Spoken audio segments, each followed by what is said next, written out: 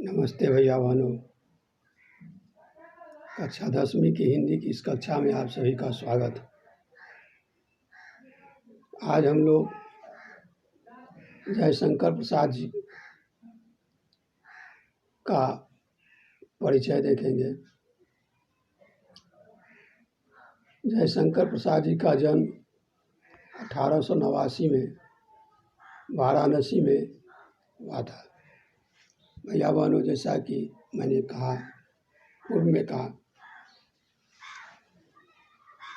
कि उत्तर प्रदेश जो है कि वह हिंदी साहित्य के कवियों का गढ़ है। अभी तक आपने जितने भी कवियों को पढ़ा है प्राय वे सभी उत्तर प्रदेश से ही आते हैं। उसी प्रकार जयशंकर प्रसाद भी उत्तर प्रदेश से ही आ रहे हैं। उनका जन्म वाराणसी में हुआ था 1889 ईस्वी में। वैसे तो प्रसाद जी पढ़ने के लिए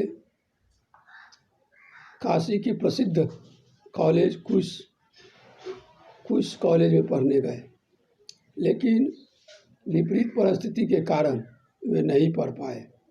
8वीं तक ही उनकी पढ़ाई हो पाई। लेकिन वहाँ से आकर के वे घर पे विभिन्न भाषाओं के अध्ययन में जो है कि जुड़ गए। विभिन्न भाषाओं के अध्ययन में वे लग गए। हिंदी, फारसी, संस्कृत आदि विभिन्न भाषाओं का उन्होंने अध्ययन किया। छायावादी प्रवृत्ति के प्रमुख कवियों में जयशंकर प्रसाद जी का नाम प्रमुख है। जयशंकर प्रसाद जी छायावादी कवि थे। छायावादी का मतलब हुआ कि व्यंग पूर्वक किसी चीज़ को कहना और अर्थ किसी और चीज़ का लगना। जैसे आप किसी को कहते हैं आप बड़े विद्वान हैं और वो मूर्ख होता है।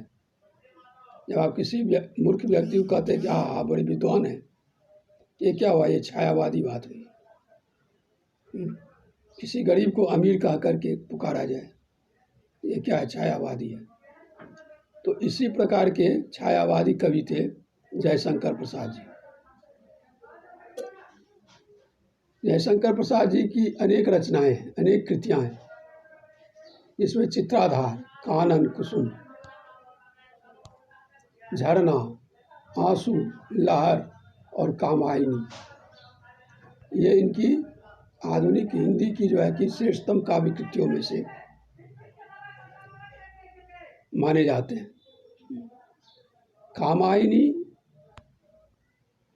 कामायनी जो है कि इनको काफ़ी प्रसिद्धि दिलाई है। कामायनी के कारण प्रसाद काफ़ी प्रसिद्ध हो गए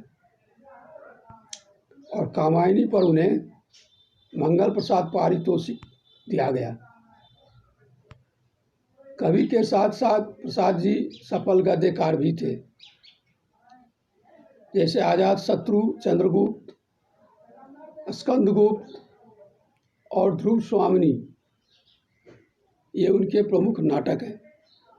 कंकाल, तितली और इरावती, ये उनके उपन्यास हैं। आकाशदीप, आंधी और इंद्रजाल उनके कहानी संग्रह हैं। इस तरह देखते हैं तो प्रसाद जी का जो है कि हिंदी जगत में काफ़ी योगदान है, बहुत बड़ा जो है कि देन है।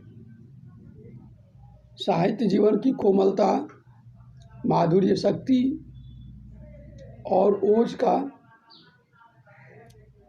जो है कि इनका साहित्य जो है कि भंडार माना जाता है।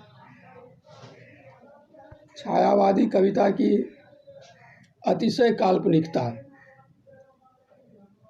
और सौंदर्य का सूक्ष्म चित्रण, प्रकृति प्रेम, देश प्रेम और शैली की लाक्षणिकता आपकी कविता की प्रमुख विशेषताएं।